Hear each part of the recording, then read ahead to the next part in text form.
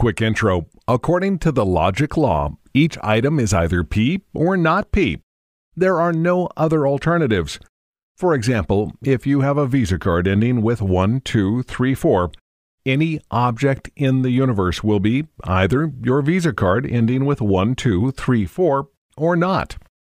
Imagine that you stand at the assembly line where certain objects come to you one by one. Your task is simple: to expect the appearance of your Visa card ending with 1, 2, 3, 4, and confidently call out bug if anything else shows up. So a pack of buttermilk, an alarm clock, and a Visa card ending with 1, 2, 3, 5. Anything else except your Visa card ending with 1, 2, 3, 4 will be labeled a bug. Now let's find similarities in the following three situations. Your roommate claims that he is a great chef and he can't even make a piece of toast. You're taking a course on software testing and it tells you about toast making. Your roommate went to the cooking school, but the toast is burnt to a crisp. All these situations are similar because each of them has a mismatch between the actual result and the expected result. 1. Expected result: roommate knows how to cook. Actual result: morning without toast. 2. Expected result: talk about software testing. Actual result: talk about credit cards, toast, and roommates. 3. Expected result: toast is finally made. Actual result: another toastless morning. Here is the definition of a bug. A bug is a deviation of an actual result from an expected result. Hence, we have a bug in any case where an actual result deviates from an expected result. 3 conditions of a bug's existence. A bug exists only if all of the following 3 conditions are met. We know the expected result. We know the actual result. We know that the actual result deviates from the expected result. Example: we expect that the roommate can cook. We see burnt toast. In our heads, we compare the actual result, burnt toast, to the expected result, good toast, and see a mismatch. The gist of testing. The gist of any testing is a search for bugs, whether we try a new food processor, observe the behavior of a girlfriend or boyfriend, or torture ourselves with self-analysis. We are looking for bugs. Here is how bugs are found. We find out or already know the expected result. We find out or already know the actual result. We compare the actual result with the expected result. As you can see, each of us is an experienced tester already because bug finding is an essential part of our existence. Now, let's remember that we are here to learn about software testing. It's more or less clear how to get an actual result. We just have to observe how the software behaves. Obtaining the expected result can be far more complex. Spec, spec, spec. The main sources of expected results are specification, specification, specification, life experience, common sense, communication standards, statistics, valuable opinions, etc. Specification being stated 3 times in a row is not a problem with my speech, but my way of stressing that specification is the most important, the most valuable, the most reliable source of expected results within your software company. Specification is as important for a tester as a script is for an actor or traffic laws for a driver. So what is specification? Specification, or spec for short, is a detailed description of how software should work and or look. Please note that some software companies just don't have specs. In a minute, we'll discuss what to do in that case. Example, item 2.1 of the spec 1111 new user registration states, text field zip code is required. Page with error message should be displayed if user submits registration form without zip code filled. Let's do a practical exercise. Go to www.sharelane.com, click the link Sign Up, press the button Continue. As we can see, an error message is displayed, hence we can be confident for a while that there is no bug here. Why did I say for a while? We'll talk about it during our conversation about regression testing. Software bugs and spec bugs. Let's assume that the error message wasn't displayed. In this case, we have a classic case of a software bug, a bug born because of a mismatch between the actual behavior of the software and its expected behavior, which is usually specified in the spec. You've probably noticed that it wasn't clear what kind of error message is expected to be displayed.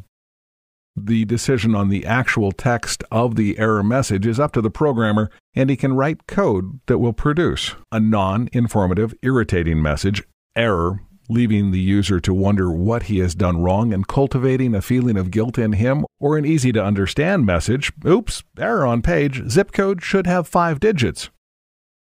Formally, the programmer will be right in both cases, because the specification doesn't elaborate about the text of the error message. By the way, in the early days of startups when software changes are very often, there is no need to include the precise text of error messages into the spec.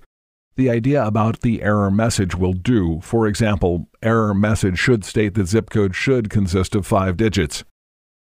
Here, we have a situation where the spec itself is buggy, because we reasonably expect that the spec to give us details about the error message, and the actual spec doesn't give us those details.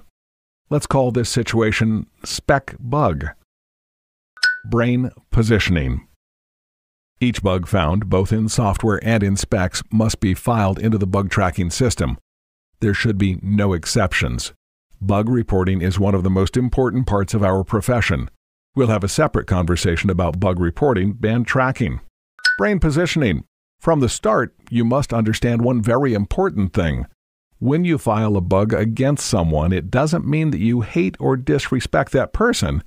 It simply means I have found a mismatch between actual and expected results. Please fix the problem.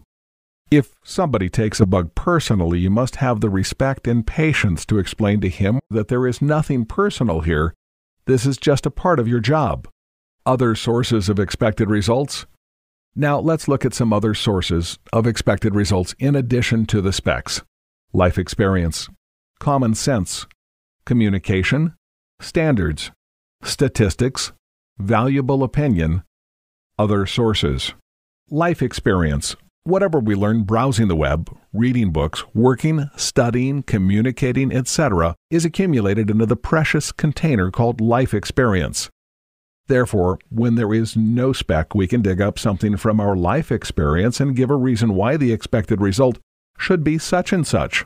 An example is, when there is no spec and the programmer enters text error instead of an informative error message, you can file a bug against him saying that the error messages must give details to users about what was wrong and/or what should be done.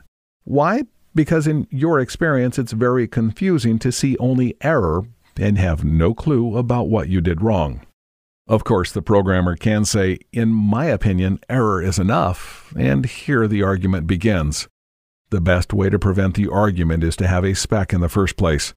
A spec that would give clear, concrete instructions so everyone knows exactly what should be expected. Common sense. This is one of our main allies, even if we have a specification. Example? Let's say you're testing a website that enables users to upload their digital photos. The spec says that a user can only upload 1 photo at a time, but what if our user has 200 photos? Will he be happy if we require him to go through the tedious process of uploading 200 times? I don't think so. So what shall we do? Let's write an email to product_managers@sharelane.com and ask them about the bulk upload of pictures. We can also file a bug report with this request. This type of bug is called a feature request. Communication. Even the best spec in the world has room for elaboration. There are also plenty of situations when there is no specification at all. What to do in both cases? Communicate. Talk to your colleagues. Don't be afraid to look dumb or to bother busy people.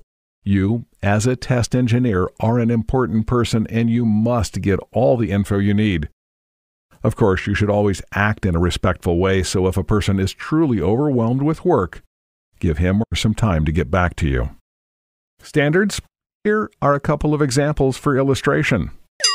Example 1. The industry standard is that a user must receive an email confirming his registration at your website, so you can reasonably expect that your website would follow this standard. Example 2. Your company might have an internal standard that error messages must be in this format: font Times New Roman, font color #FF0000, color code for red, font size 110%. So each parameter above, Times New Roman, #FF0000, and 110%, can serve as an expected result. Statistics: 4 seconds is the maximum length of time an average online shopper will wait for a web page to load before potentially abandoning a retail site. This data can be used for filing bugs about the performance of the website.